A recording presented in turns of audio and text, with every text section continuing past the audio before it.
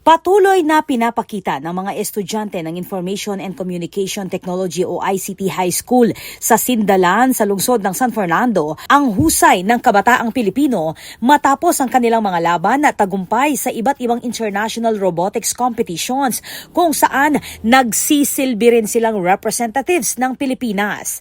Mula pa noong 2019, kabilang na ang paaralan sa Federation of International Robot Sports Association na lalo pang bukas ng oportunidad para sa kanilang global exposure sa robotics.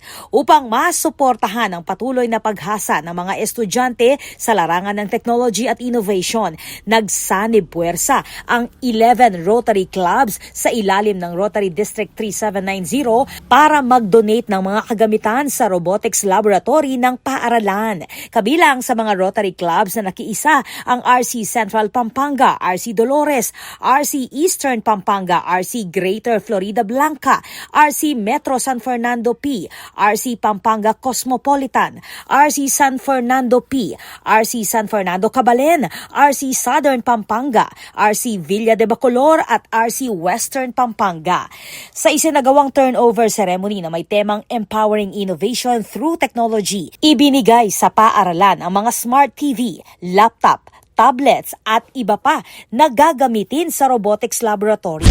Itong karetang areas of focus na ng Rotary International is basic education and literacy. Pauli na po ni Weyeta para mag-improve yung karelang biyeda rin bawat metong, kareng family da, kareng community. At the same time, makasawap la pa po karetang future da rin karetang aliwang susunod as estudyante kini. And pasalamatan tayo naman in City Tourism na ng City of San Fernando for connecting ICT keng Rotary Club, Rotary International District 3790 and Cluster 4A. Kasabay nito ang isang poster-making contest bilang bahagi ng programa kung saan naituturo sa mga kabataan ang pagpapahalaga sa community service. Maabot mo rin karetang students na it's not only itang biyasa laking pamag-aral da, na a-achieve da no retang karelang buriking biyeda, a-accomplish da nala. But at the same time, itang aso pantala retang king community tamo. Nagpasalamat naman ang pamunuan ng ICT High School sa suporta ng organisasyon na anilay malaking tulong upang mapalakas pa ang kakayahan ng kanilang mga estudyante sa robotics at makasabay sa global standards. ICT High School is a public school, so it will really augment the equipment that the students need.